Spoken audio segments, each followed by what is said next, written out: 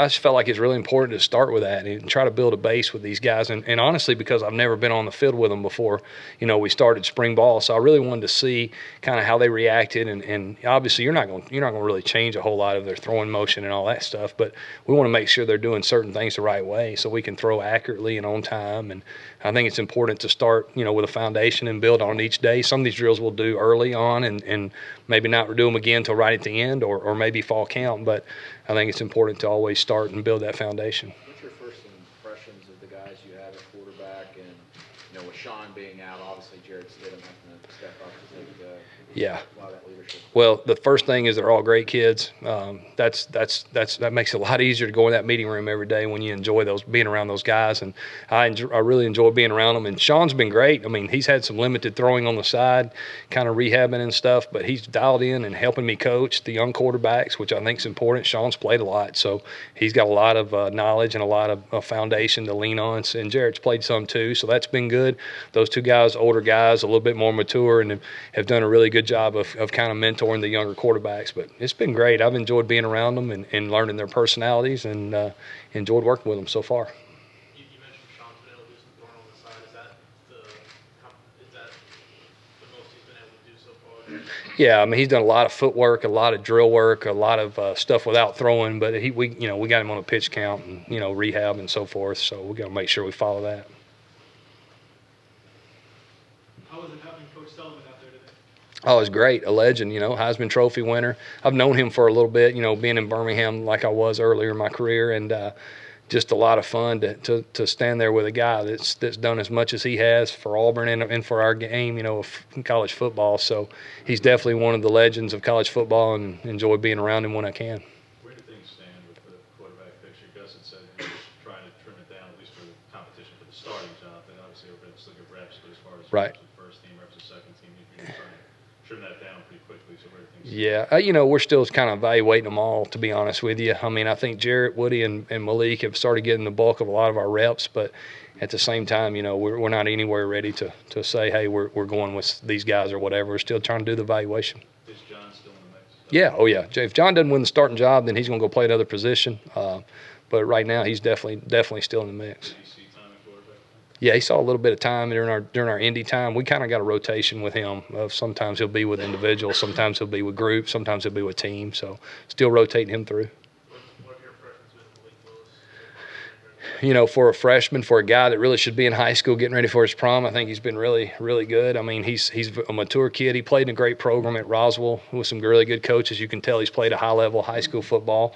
I think Malik's a very talented guy. He's smart. He's trying everything he can to soak in everything. And obviously, you get out there in the speed of the game in college football, your first time in it, it's going to be an adjustment. I think, today I really thought the game slowed down for him a little bit. He kind of got his feet going with his body, with his upper body. Sometimes his feet are going one way and his upper body's going the other early on, but really, really like his progress. Just you mentioned Jared, kind of having already gone through it.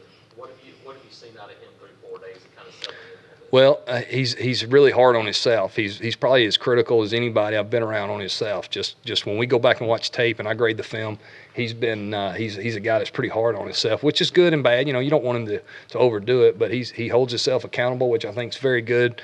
He has played enough where he's confident but not arrogant, and know he's still got a lot to learn. But really impressed with how he's preparing each day. He's and several other ones are too. I mean, most of our guys do. You kind of like to see your quarterbacks be up here a lot and in the film room and getting better. How's he performing on the field? Yeah, great. He's doing great. I mean, he's obviously naturally talented. He's just trying to figure out where to go with the ball all the time. But I'd say he's doing well. Chip, then what about Woody Bear? Yeah, Woody's a talented guy. He's obviously a redshirt freshman, and he's still trying to figure it out his first spring. But I'm excited about his progress. I've been really pleased with really all of them so far, but for sure Malik and Woody as being younger guys who've been getting some reps, and excited about Woody's progress. Over the years, Gus has had a rule not allowing his quarterbacks to work with private TV coaches in the season.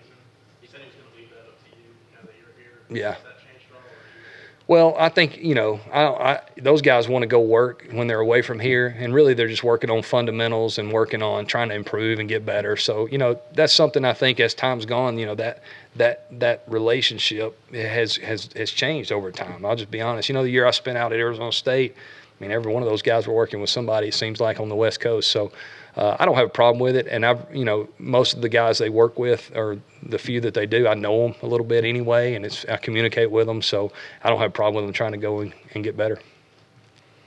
Saw Darius Slayton back out there today. Yeah. He didn't really do much when we were out there, but how's he coming along? Hoping he'll get back, as quick as he can. I'm excited to see him on the field. Obviously seen him on film, but hadn't had a chance to work with him yet. But looking forward to getting him back sometime.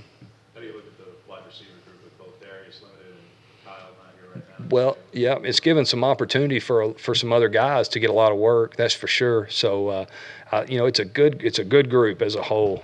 Obviously we got some things to improve on, and that young group played in the SEC early last year, so they grew up fast. And at the same time, I think this is a big spring for them in their development. Anybody sticking out in the wide receiver group right now? I'd say different guys each day. You start loving one guy too much, and then he does something that makes you maybe not like him as much for that day. But no, that group is really improving. Cody's doing a great job with them, and their deal is they just got to continue to put good days back to back together, and by the end of spring, hopefully be much improved. The two young princes, Yeah. how are they doing? Doing great. I've been really, really impressed with those guys. Obviously, they're big as big as a house. So that's impressive when you first look at them. But they got a great attitude. They're very intelligent, very smart kids, and those guys just got to get reps, man. They hadn't played a whole lot in their career, so we're excited about their future. Chip, you think Tate is a guy that has a legitimate chance to compete at left tackle?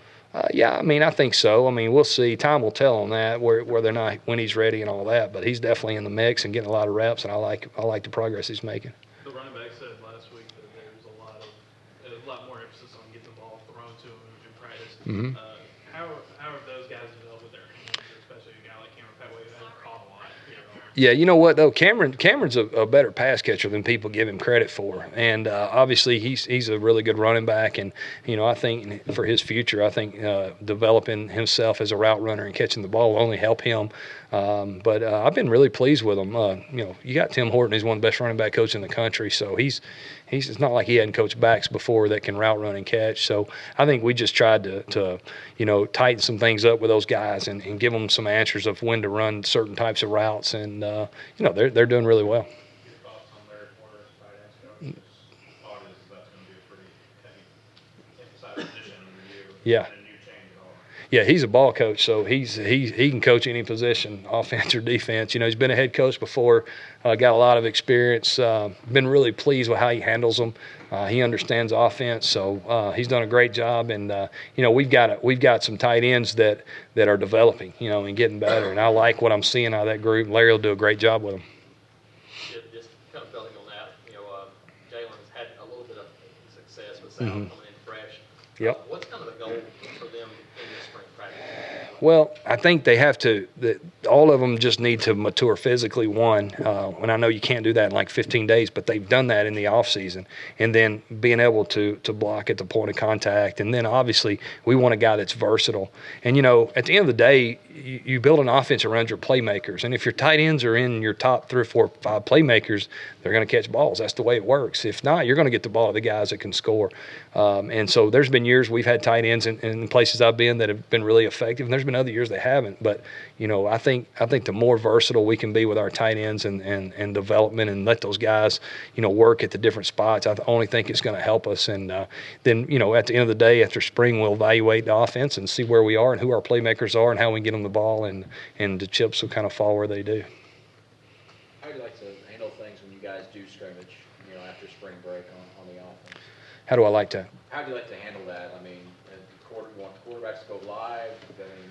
How do you handle it? So there have been places where we have gone live. When I was here the first time, I think we did we didn't do that because we only had 2 at that time. But I think each year is a different situation. I'm not really sure which way we'll go with that yet. But I think at some point they got to be tested for sure. But I think you got to be smart about when and how you do it. And what once you have, that first scrimmage, Mm-hmm. really, is that when you want to try and start narrowing it down when it comes to quarterback? Yeah, I think so. I mean, I think we'll know when we know. I mean, I'm not ready after 4 practices to say who this guy is this or that. I think it's a continued evaluation throughout spring ball, and we don't play till September, and I think our guys, we do a great job of practicing fast and getting a lot of reps. So I think we'll kind of just know when we know, so to speak.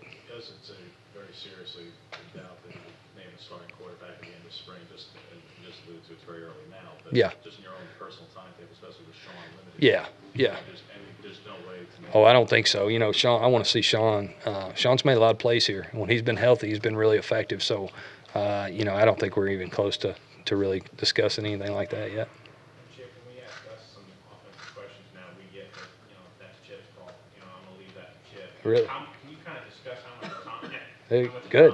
you have and what that's going to Oh, yeah. No, it's definitely, I've got a lot of autonomy. I mean, I'm glad he's saying that. That's good. He's he's one of the best that's ever done it. So, I mean, I'm definitely he's a guy I'm going to lean on for sure, but he's been great with me. I mean, we're doing things the way we want to do it, the way it fits Auburn, the way our staff, the offensive staff is doing things. I mean, obviously he knows what we're doing and how we're doing it, and there's a lot of things he really likes, and I think we're just trying to find the right mix, of what we want to do. If the places I've been, when I was at Troy, we were a certain way. When I was at Southern Miss running the offense, we were a certain way. At Arizona State, we were a little different than Southern Miss. It's all about the team you have. You build the team around your quarterback and your playmakers, and that's what we're trying to do here.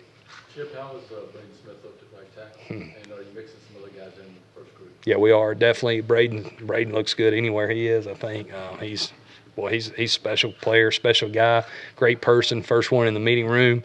All the intangibles are there. Just really have been impressed with him. Obviously, I think him being at right tackle is something that is going to help our team. At the same time, we're gonna find the right combination of guys. But I really like what he's doing right now at tackle.